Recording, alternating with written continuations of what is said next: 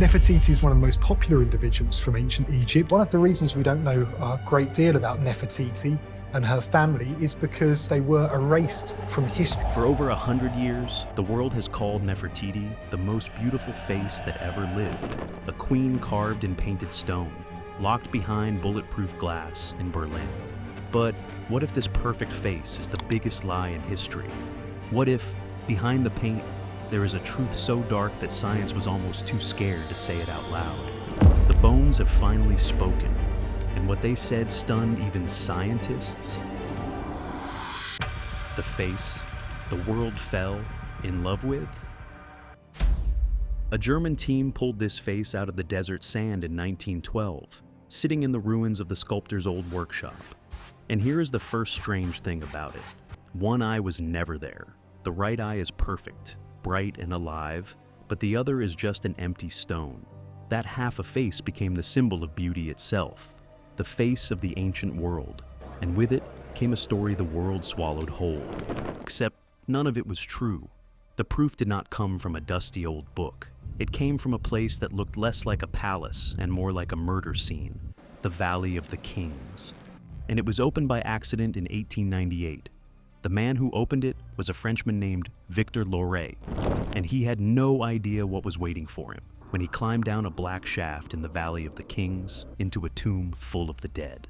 Long before, in a time of chaos, priests had gathered up the robbed bodies of Egypt's kings and hidden them all in one place, a secret hiding spot for royalty, away from the thieves. But in a small side room, off on their own, Loret's lamp found 3 bodies that no one had bothered to protect. No coffins, no golden masks, just 3 people lying on bare stone, thick with dust, their wrappings already torn open by ancient thieves digging for jewels on the dead. An older woman, her long brown hair still spread across her shoulders. A young boy, maybe 10 years old, and a young woman. But it was the young woman who made tough scientists, people who work with dead bodies every day, look away. Where her mouth and her left cheek should have been, there was a ragged hole. Her jaw was caved in, her teeth had been knocked back into her throat. Her right arm had been torn clean off and left beside her, as if she had died fighting. Think about what that means. This was royalty dumped on a stranger's floor like a broken doll, with no name on her anywhere. And in ancient Egypt, a name was not just a label. A name was the one thing that let your soul live on after death. Scratch it out, and you did not just kill the person, you killed them a second time, forever. Someone with real power did not just want this woman dead. They wanted her gone from the world completely. So for the next 100 years, she lay in the dark, a question no one could answer. Who was she? And what could a person do to earn a punishment like that? The answer was hiding inside her own bones, and it took a century to pull it out. The day the bones spoke. Deep under Cairo, in a sealed white lab, the world's most famous archaeologist, Zahi Hawass, pulled together a team of scientists from Germany, Italy, and Egypt. What they were trying to do was almost impossible. Pulling a clean code out of a body that has baked in desert heat for 3,000 years is like trying to rebuild one book after it has been shredded, burned, and thrown to the wind. The people who made the mummies had soaked them in harsh oils and salt that attacked the very thing the scientists needed. And over 30 centuries, hundreds of hands had touched these bodies. Priests, robbers, explorers, tourists. Every one of them leaving traces that muddied the test. So the team went deeper than anyone before. Using tools like a dentist's, they drilled into the middle of the thigh bones, down to cells that no hand and no oil had ever reached. A sealed time capsule of blood. The computers ran for weeks, and when the first answer came back, the scientists did not believe it. They sent the samples to a second lab in another country and ran the whole thing again. Same answer, no mistake. The older woman with the long hair turned out to be Queen Tai, one of the most powerful rulers Egypt ever had. The boy was a young prince, and the faceless woman on the floor, the one with no name, was the mother of Tutankhamun himself, the golden boy king. But who his parents were was not the part that made the room go cold. They put the dead mother's code next to the father's, the strange rebel king Akhenaten, and the two of them matched in a way only one kind of couple ever can. Husband and wife, yes, but also brother and sister. Same mother, same father, full brother and sister. The most famous pharaoh who ever lived was the son of a brother and a sister. And that was only the first secret the blood gave up. Because when a family does this over and over for generations, nature keeps count, and sooner or later, nature comes to collect. What the blood built. The bill came due in their bodies, but for the longest time, people had a comfortable way to explain it away. But their own art gives it away. Long, stretched, egg-shaped heads, narrow, drooping faces, soft bellies, wide hips, thin, spidery fingers. For years, experts shrugged and called it a bold new art style. But the wilder crowd went further and called it proof of aliens, half-human god kings from the stars. Then the genetic tests knocked both ideas off the table at once. No aliens, no clever art trick. And the famous medical theories that every old documentary loved to repeat, like a disease called Marfan, the scientists checked them against the code and threw most of them out. The real answer was quieter and far worse. This was a family slowly rotting from the inside, because fathers kept marrying daughters and brothers kept marrying sisters over and over to keep what they called the blood of the gods pure. They thought they were breeding gods, but they were breeding sickness. Take Tutankhamun himself. The face on the most famous mask on Earth was no chariot-riding warrior. He could barely walk. One foot was twisted inward, and inside it, the bones were dying while he was still alive, starved of blood, so that every step felt like walking on broken glass. They buried more than 100 walking sticks in his tomb. Some are worn down on exactly the side a man in pain would lean on. Those were not symbols of power, they were crutches. He had a split in the roof of his mouth. He had malaria in his blood, and he died at 19. Not on a battlefield, but in bed. Used up by his own family before he ever became a man. Then comes the detail that is almost too much to say out loud. In a corner of his tomb, inside a plain wooden box, sat 2 tiny coffins. 2 baby girls. The tests confirmed it. They were his daughters. One was born far too early to ever take a breath. The other almost reached full term, but her tiny body had been built wrong from the very first cell. The children of incest were now having children of incest, and the babies could not survive it. A boy in constant pain, lowering his own daughters into the ground, never knowing that the thing killing his children was the same thing that made him a living god. And some of the damage was not even nature's doing. Some of it they chose. Those stretched heads in the art were not all illness. There is evidence the royals tied their newborn soft heads with boards and cloth in the first days of life, squeezing the head into the long shape of their god-king father, so the baby would be marked as a god from birth. Imagine looking at the pain already running through your own family and choosing to add more of it with your own hands to a baby, just to keep it looking like a god. They took a disease and turned it into a fashion. They made suffering something to be proud of. But sickness only explains the bodies that gave out on their own. One body in that tomb did not give out. One body was broken on purpose, by someone else's hand. And to understand that, you have to go back to the woman with no face. Someone swung first.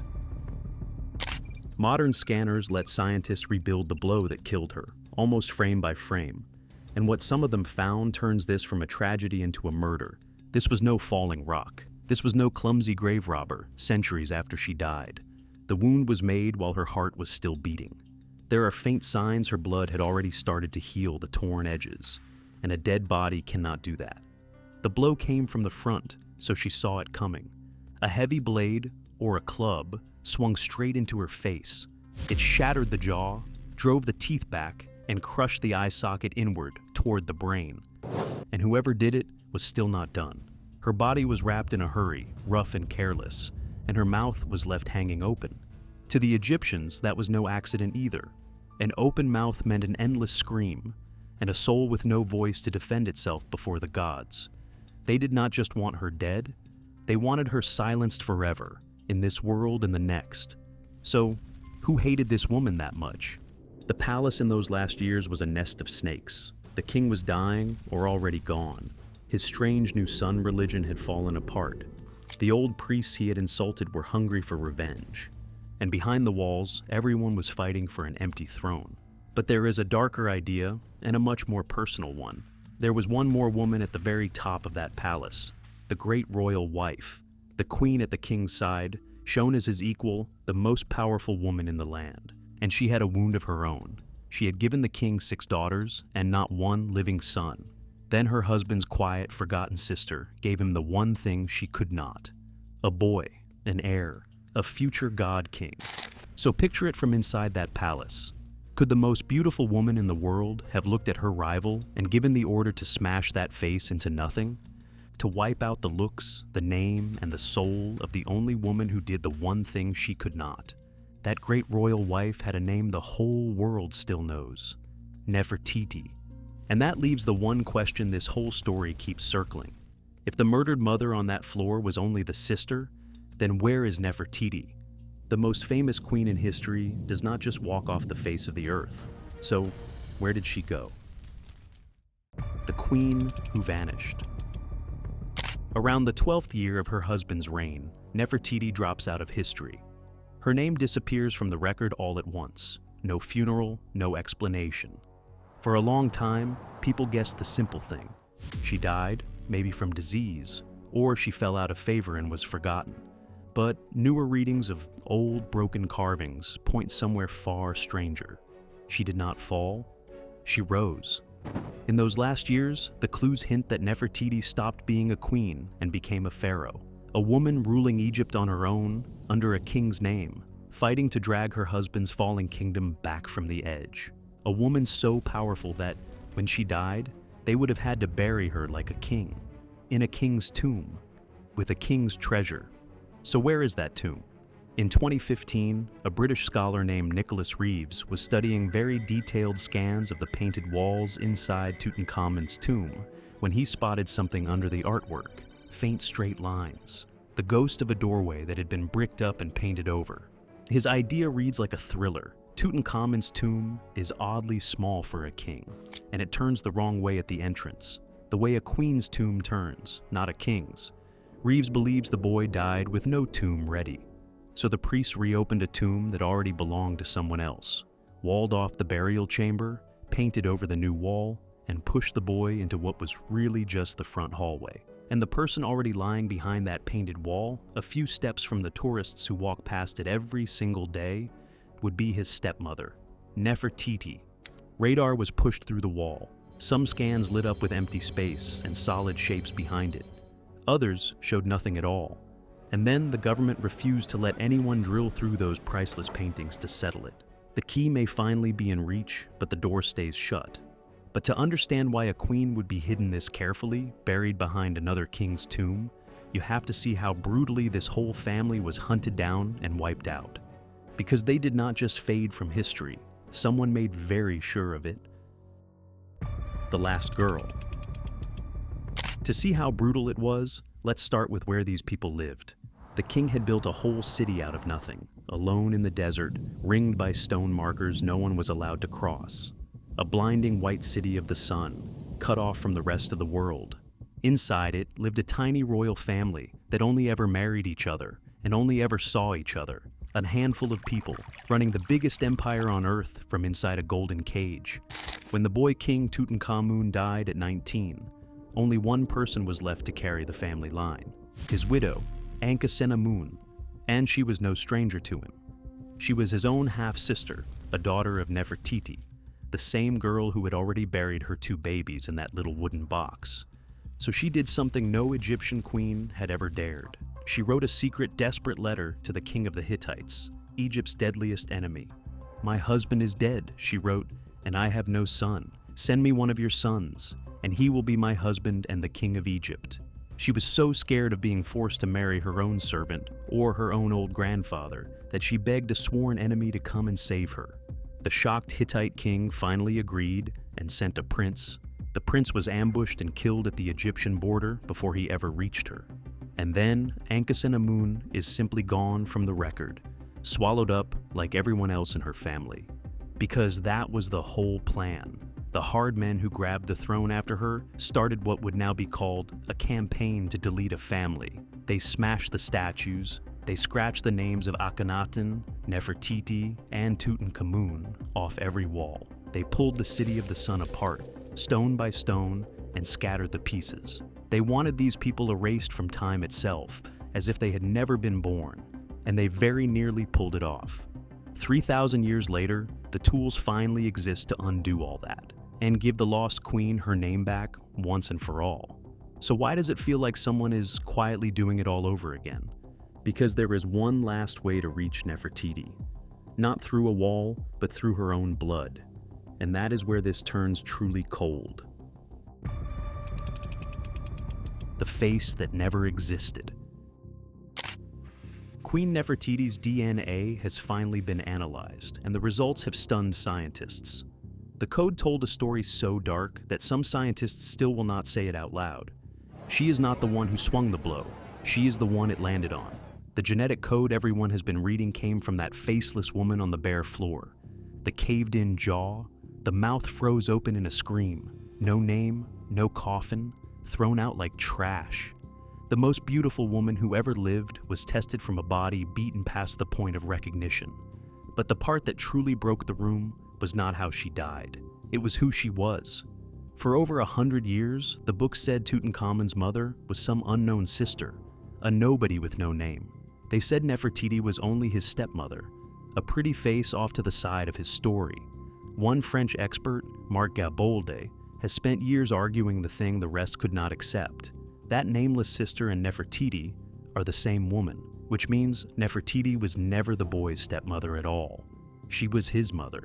The most famous queen who ever lived gave birth to the most famous king who ever lived. And for 3,000 years, that one fact stayed buried. And that is where the famous face falls apart.